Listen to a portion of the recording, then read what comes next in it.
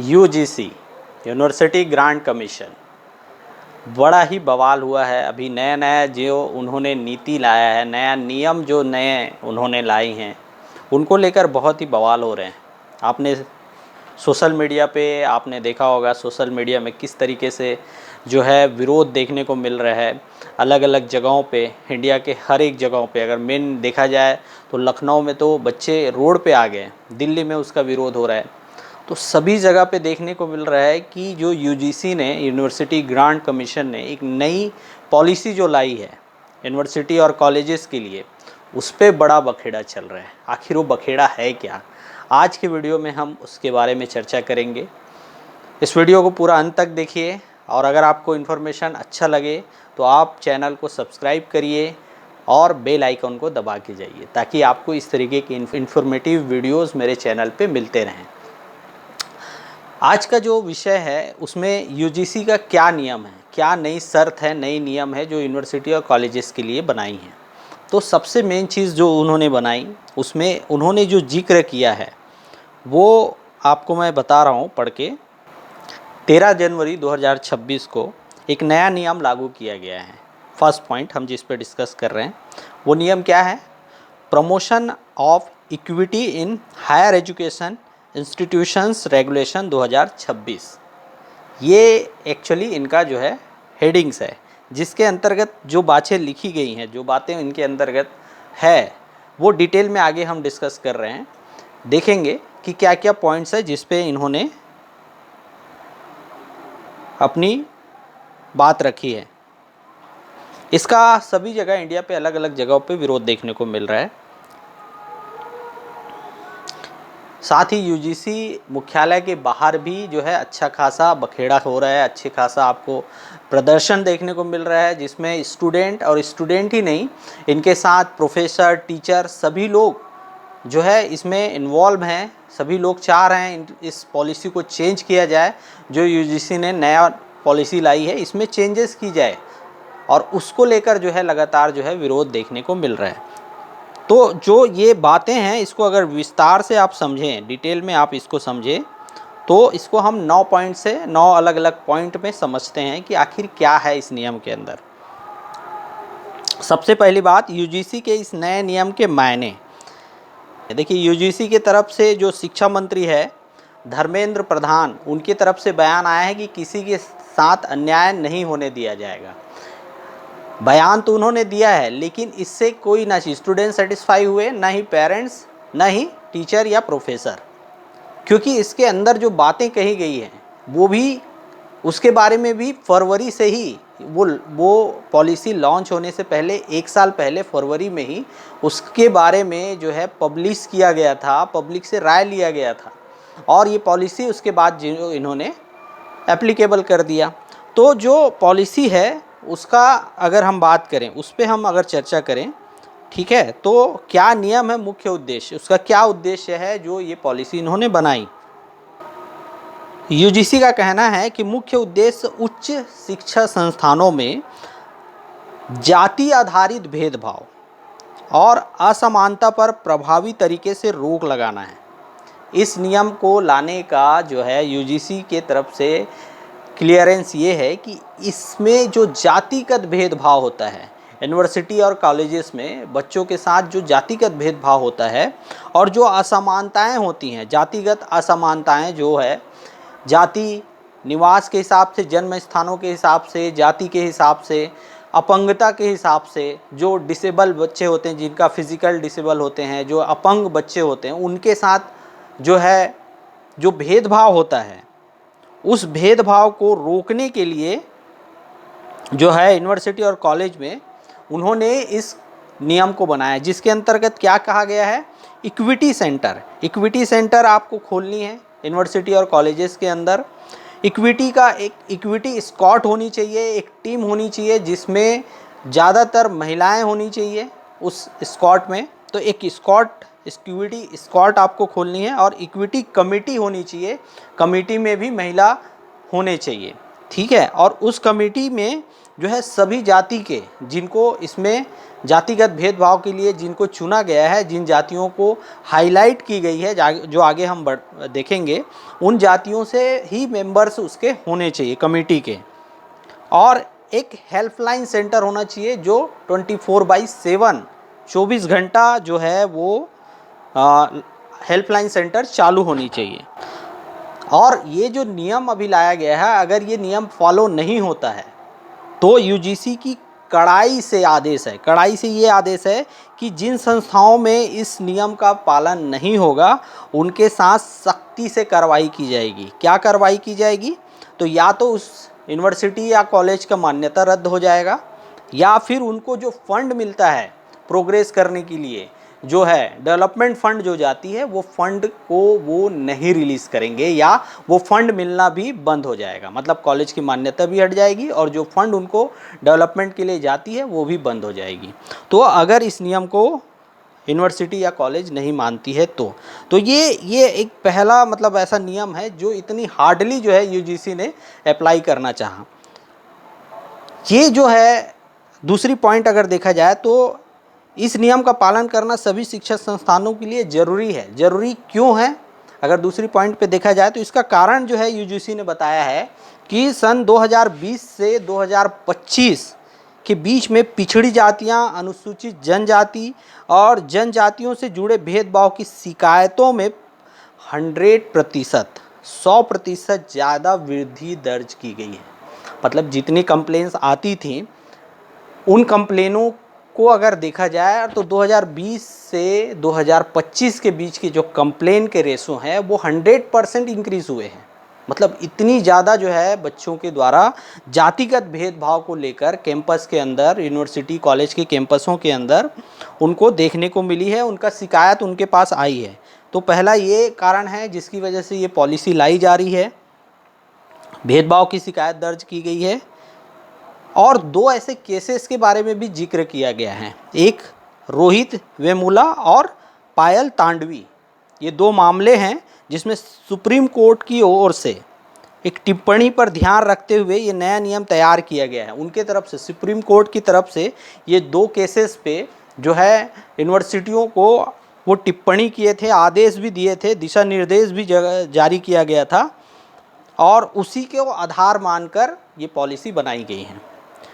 इस तरीके की पॉलिसी साल 2012 में भी जो है लागू किया गया था, लेकिन वो एक सलाहकात्मक रूप से, मतलब एक एडवाइस की तरह उसे लिया गया था, और कोई भी यूनिवर्सिटी या कॉलेज में कोई ठोस उस पर जो है कदम नहीं उठाया गया था, कोई ठोस उस पर कोई डिसीजन नहीं लिया गया, जिसकी वजह से उस नियम का कोई खास जो है पालन नहीं हुआ। ना ही कोई कमेटी थी, ना ही कोई स्क्वाड टीम थी, ठीक है, ना ही कोई ऐसी लोग थे शिकायत के लिए, ना ही कोई हेल्पलाइन नंबर था। तो इस तरीके से वो नियम तो बनाए गए, बट उसका पालन जो है कोई यूनिवर्सिटी या कॉलेज में सही तरीके से नहीं हुआ, जिसकी वजह से ये शिकायत का रेशो, शिकायत जो है बढ़ते गया, कम नहीं हुआ।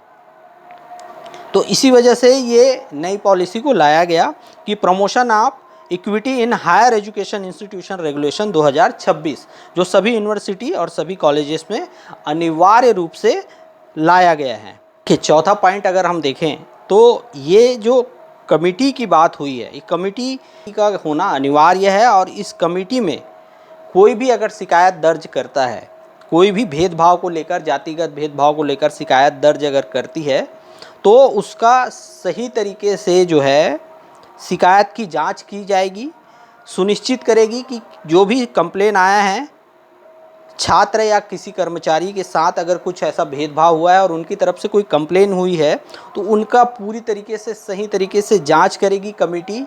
स्क्वाड टीम जाके देखेगी, सारी चीज़ों को क्लियर करेगी, और उस कमेटी में जो है अनुसूचित जाति एससी, अनुसूचित जनजाति एसटी, अन्य पिछड़ा वर्ग ओबीसी, दिव्यांग और महिला प्रतिनिधियों की मौजूदगी अनिवार्य होगी।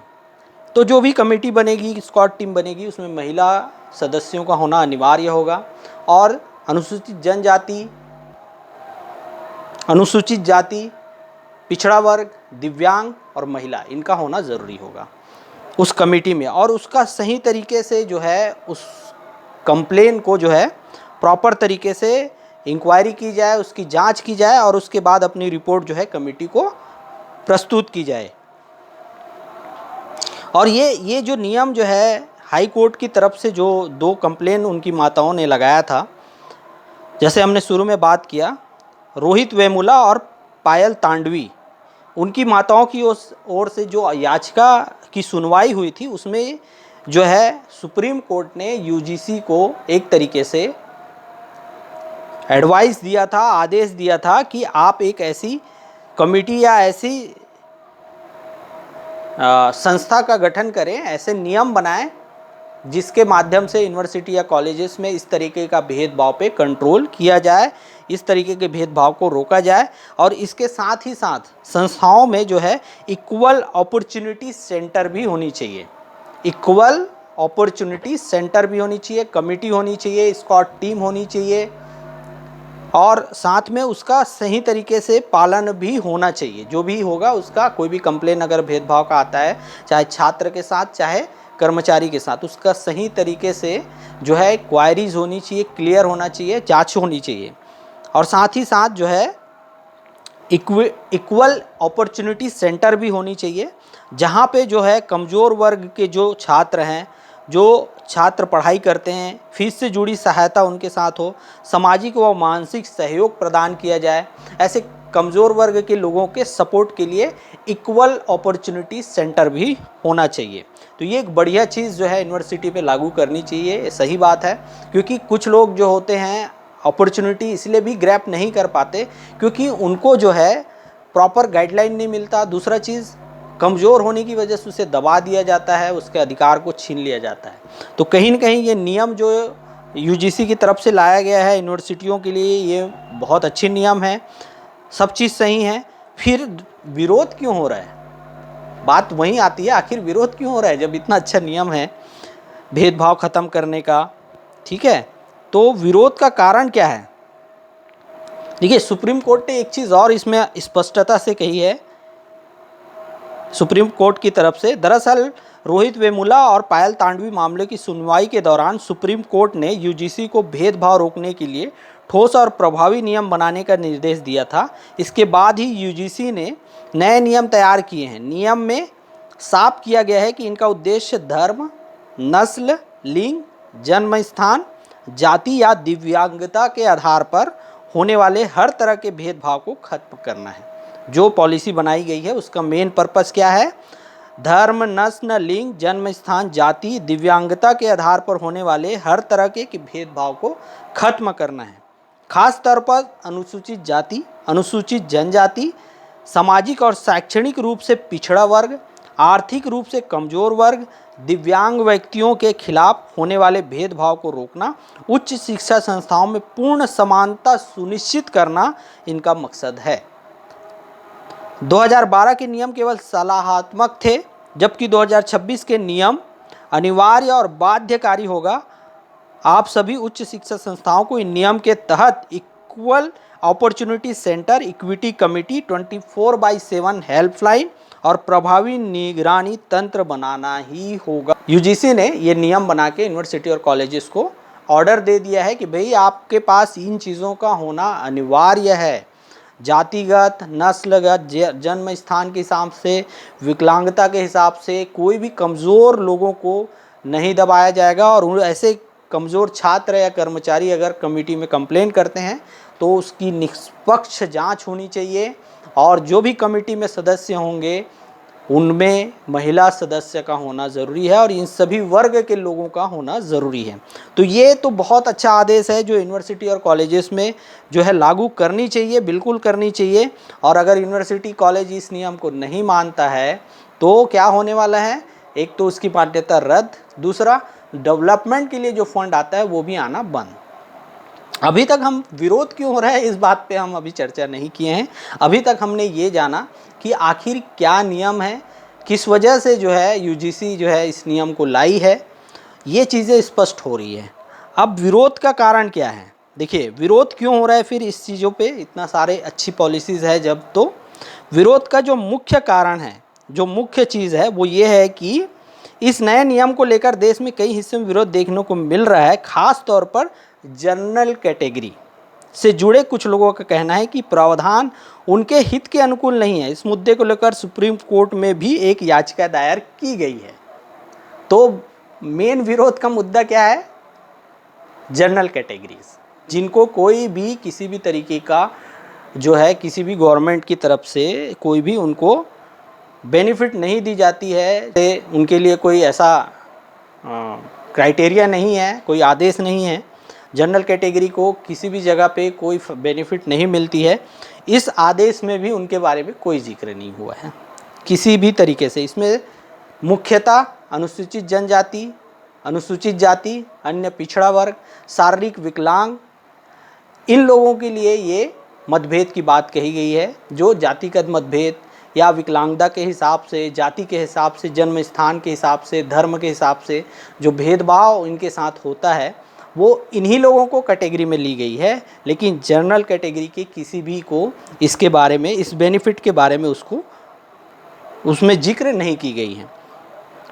3E में, रेगुलेशन 3E में भेदभाव को धर्म, नस्ल, जाति, लिंग, जन्म स्थान और दिव्यांगता के आधार पर किसी भी तरह से अनुचित या पक्षपातपूर्ण व्यवहार के रूप में परिभाषित किया गया है।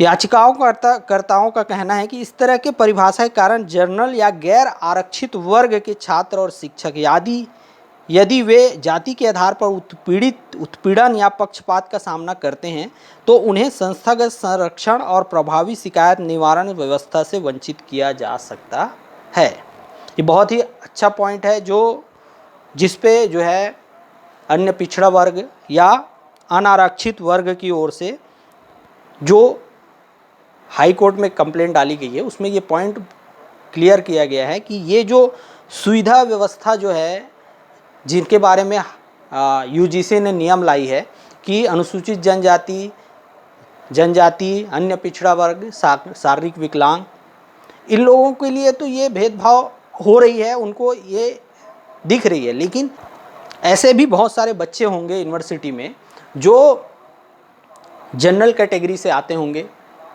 जिनको किसी भी तरीके का कोई बेनिफिट नहीं मिलता होगा, तो उनके साथ भी तो जातिगत भेदभाव हो सकता है। उनके साथ भी तो विकलांग अगर कोई है ऐसा तो उनके साथ भेदभाव हो सकता है, उसके जन्म स्थान के लिए या उनके लिंग के लिए। तो इस तरीके का कोई भेदभाव किसी भी छात्र या किसी भी शिक्षक के साथ होता है तो वो उस कमिटी से उसको कोई फ़ायदा नहीं होगा, कोई बेनिफिट नहीं मिल पाएगा। ना ही वो 24/7 जो उनके लिए हेल्पलाइन है, इनके लिए कोई हेल्पलाइन नहीं है।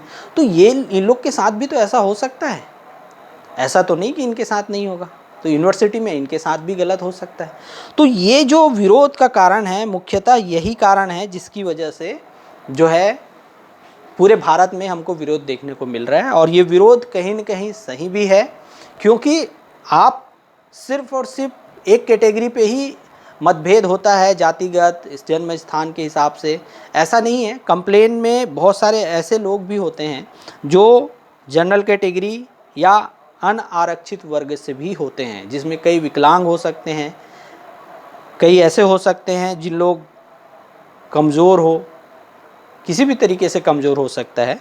तो ऐसे लोगों के साथ जो भेदभाव होगा उसके लिए भी कुछ ना कुछ इसमें नियम में कुछ बदलाव करनी चाहिए, ताकि जो है सभी वर्ग के लोगों को कॉलेज कैंपस के अंदर, यूनिवर्सिटी कैंपस के अंदर सिक्योरिटी फील हो। उनको ऐसा लगे कि भाई हमारे साथ कुछ गलत हो तो हम भी कंप्लेन कर सकते हैं। तो जो बहुत सारे ऐसे टीचर हैं, प्रोफेसर हैं जो कॉलेज संस्थाओं में पढ़ाते हैं, और इन सब के लिए जो है गवर्नमेंट को जो है कुछ ना कुछ ठोस कदम उठानी चाहिए, इस नियम को बदलनी चाहिए। साथ ही साथ जो है अगर ऐसे कंप्लेन आते भी हैं तो उसको प्रॉपर, हो सकता है उसमें पार्शलिटी हो, क्योंकि वो जनरल कैटेगरी के हैं और किसी ने कोई अदर जो है अनुसूचित जाति या जनजाति या पिछड़ा वर्ग का कोई उनके साथ भेदभाव कर रहा है और उसने कंप्लेन अगर किया तो कमेटी में जो लोग हैं वो तो उसी वर्ग के लोग हैं, तो वो पार्शलिटी हो सकती है, वहाँ जजमेंट सही नहीं आएगा। ये बात सत्य है, ये बात हो सकती है, इसका विरोध किया जा रहा है। इसका कारण ये भी है। यही नहीं, झूठी शिकायत को लेकर इसमें किसी भी तरीके से कोई लाइन इसमें डिटेल में क्लियर नहीं हुई है। हो सकता है आप बहुत सारे ऐसे लोग भी होते हैं ना जो एक दूसरे के विरोध में झूठी शिकायत भी कर देते हैं, कंप्लेंट डाल देते हैं, लेकिन एक कंप्लेंट की वजह से किसी का भविष्य बर्बाद हो सकता है। तो झूठी शिकायत को लेकर अगर किसी ने झूठी शिकायत कर दी तो उसका स्पष्टीकरण इसमें नहीं मिली है। तो ये इस तरीके से ये पॉलिसी में कुछ जो है कमियां हैं जिसका विरोध पूरे देश में हो रही है। और आप क्या सोचते हैं इस पॉलिसी के बारे में, कमेंट में मुझे बताएं कि ये पॉलिसी में सच में क्या होनी चाहिए। देखिए, मेरा जो इस पॉलिसी को लेकर मेरा मत है वो ये है कि कुछ उसमें चेंजेस होनी चाहिए, सभी वर्ग को समान अधिकार मिलने चाहिए ताकि वो भी अपने कंप्लेंट दे, क्योंकि भेदभाव तो सबके साथ हो सकता है, जातिगत हो सकता है, जन्म स्थान के साथ हो सकता है, लिंग, उसकी किसी भी कमज़ोरी को लेकर उसके साथ भेदभाव किया जा सकता है, विकलांगता का भेदभाव हो सकता है। तो इनसे निकलने के लिए बच्चों को एक सपोर्ट के लिए इसमें ये चीज़ को ऐड करनी चाहिए। बाकी लोगों को भी जो बेनिफिट दी जा रही है, सबको, सारे स्टूडेंट को ये बेनिफिट मिलनी चाहिए ताकि कोई भी स्टूडेंट वहाँ डर कर ना पढ़े, डर कर ना अपनी एजुकेशन की ओर फोकस करे, ना कि उनके अंदर डर हो और पढ़ाई लिखाई छोड़ के वो डर के कारण अपनी पढ़ाई लिखाई छोड़ दे या अपना एजुकेशन पे ध्यान ना दे पाए। तो इस तरीके का हरासमेंट से बचने के लिए गवर्नमेंट यूजीसी को जो है अपनी पॉलिसी में जो भी चेंजेस करनी चाहिए, इसका मैं सपोर्ट करता हूँ। मुझे जो मेरा राय था ये मेरी अपनी राय है। आप क्या सोचते हैं कमेंट में ज़रूर बताएं। आपको मेरा वीडियो अच्छा लगा तो आप अगर यूट्यूब में देख रहे हैं तो मेरे चैनल को सब्सक्राइब करिए, बेल आइकॉन को दबाइए ताकि ऐसे इन्फॉर्मेटिव वीडियोस आपको मिलती रहें। और अगर आप मेरा ये वीडियो पेज पर देख रहे हैं तो आप मेरे पेज को फॉलो करिए ताकि आपको इस तरीके की इन्फॉर्मेटिव वीडियोस रेगुलर मिलती रहें। तो धन्यवाद, मिलते हैं एक नए वीडियो पे, तब तक के लिए जय हिंद, जय भारत।